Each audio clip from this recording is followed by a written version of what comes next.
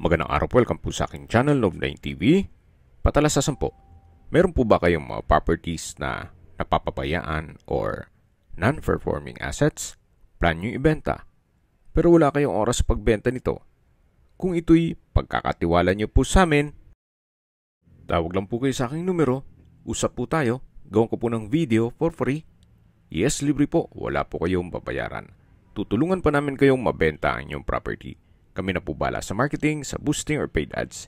Even sa tripping, hindi na po kayo mapapagod sa pag-entertain ng mga buyers. Kami na po bala sa lahat. Tawag lang po kayo. Nandito po tayo ngayon sa Molino, Bacoor, Cavite, kung saan meron po tayong bagong video presentation. Isang brand new 2-story house na fully furnished. May lot area po ito na 120 square meters at may floor area na 200 square meters more or less. Tungkol naman po sa dokumento nito, ito'y titulado, buhay po ang may-ari, kaya wala po kayong maging problema sa documentation o sa transfer ng title. Halos hindi naman po ito natirhan ni owner, gawa ng nasa Amerika po sila. May pagbabago lang sa kanilang plano, kaya ibebenta na lang ito. Ito po yung covered car park na naka-tile flooring at kakasya po ang dalawang sedan. Then, ito naman po yung 4-stage na water filtration. Sa dulo po yung water tank at Jetmatic water pump. Dito po sa harapan ay maganda rin maglagay ng coffee table. Naka-tile flooring na rin po dito sa area to at meron pong pocket garden. Yan naman po yung facade. At ito po yung main door. Naka-aluminum screen door at solid wood door. Welcome po dito sa bahay ni Madam at Sir. Ito po yung living area o salas. Naka-ceiling cove design. May split type aircon. Yan po yung staircase. May crystallite center lamp at pin lamp. Yan po yung first bedroom at katabi lang yung common toilet and bath. Mamaya po check natin yan. Dito po muna tayo sa may dining area at formal kitchen. Naka-ceiling cove design, may center lamp. Malaki po ang espasyo. May breakfast nook, pendant lamp at meron pong access door papunta sa service area. Kahit po 8-seater na dining table, kakasya po dito sa laki nitong espasyo. Modern design na rin po itong kitchen. Naka-tile flooring na rin po. Then yan po yung tinutukoy ko na breakfast nook na may pendant lamp. Dito naman po yung espasyo para sa refrigerator at gas range. May range hood na rin po siya. Ito po yung kitchen countertop. May stainless sink with faucet, may kitchen cabinet and drawer, kitchen window with security grill. Ito pong breakfast nook ay may drawer. Yan po ulit yung dining area at dito naman po yung tinutukoy ko na access door papunta sa service area. Naka-solid wood door. Then meron pong countertop, stainless sink with faucet. Dito po sa dulo ay meron pong open below na kung saan yan po yung natural ventilation. Secure naman po, gawa ng meron na rin pong security grill. Isa po yan sa split type aircon sa mga kwarto. At balik na po tayo dito sa loob. Ito po ulit yung dining area. At yan po yung formal kitchen. Ito po yung access door papunta sa garahe. Naka-solid wood at meron rin pong aluminum screen door. Diyan po tayo pumasok kanina sa main gate.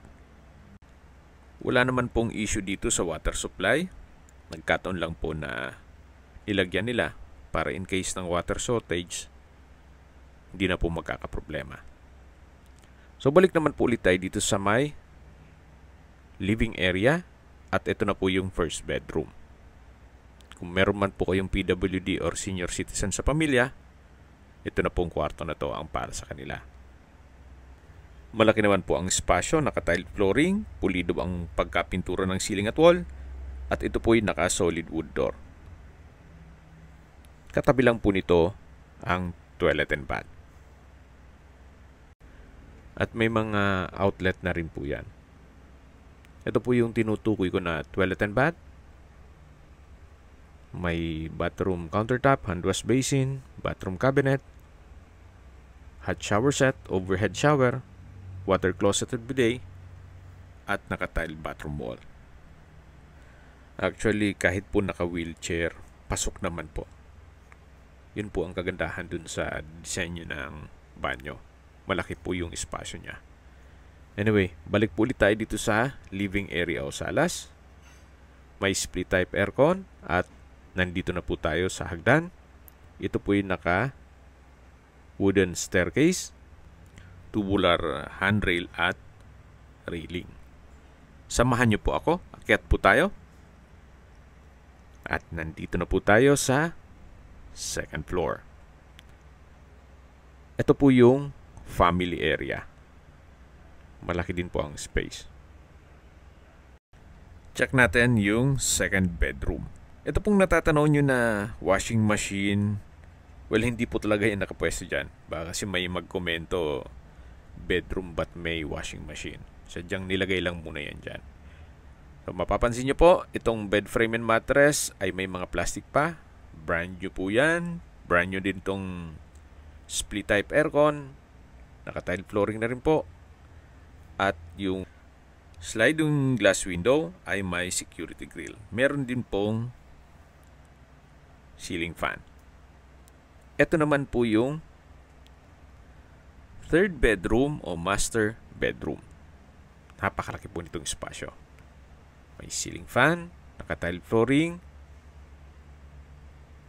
bed frame and mattress which is brand new rin, ceiling cove design, pin lamps, split type aircon, then meron pong customized glass window and wall.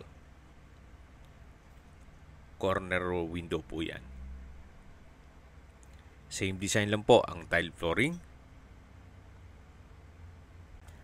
Dito naman po sa kabilang side ay pwede pong maglagay ng sitting area.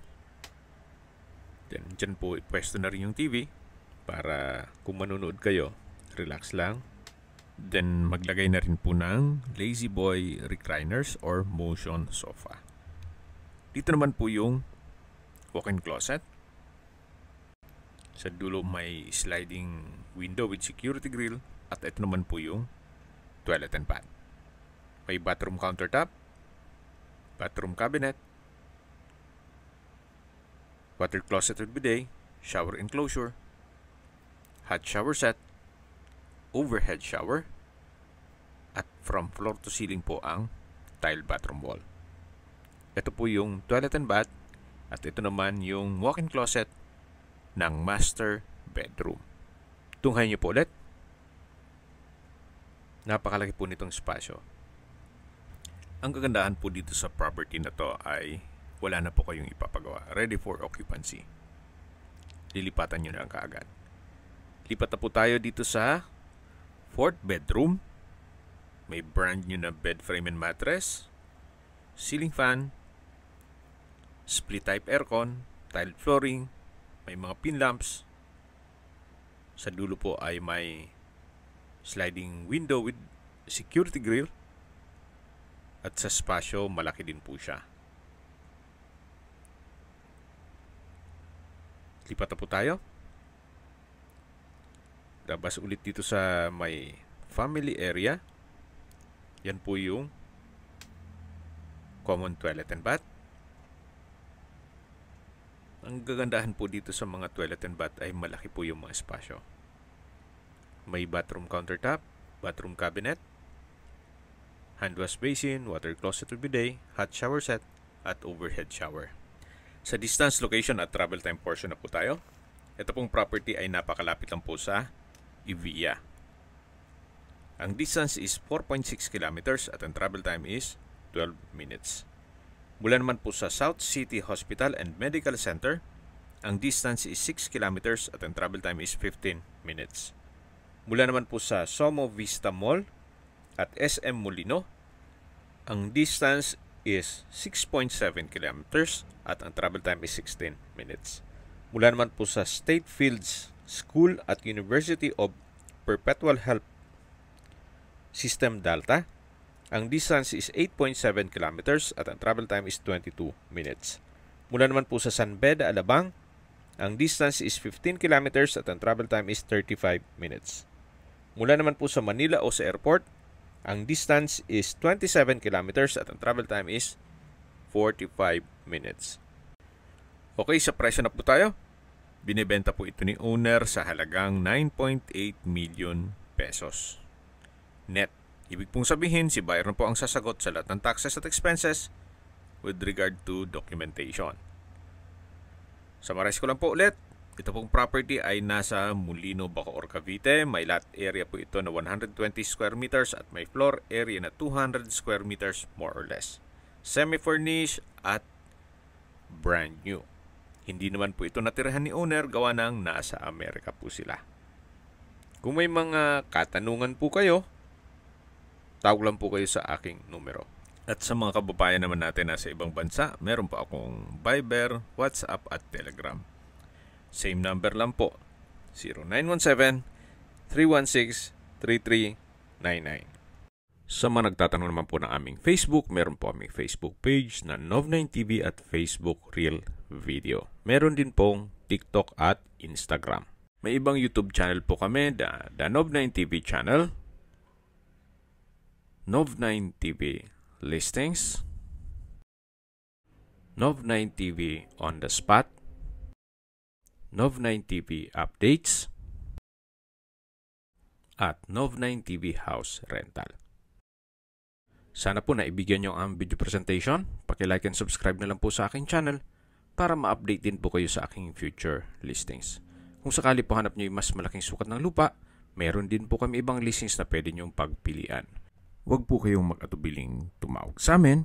Then, let us know your budget para malaman namin kung anong property pwede naming ilog sa inyo. Sa lahat pong viewers, subscriber at nagtiwala po sa amin, salamat po sa suporta.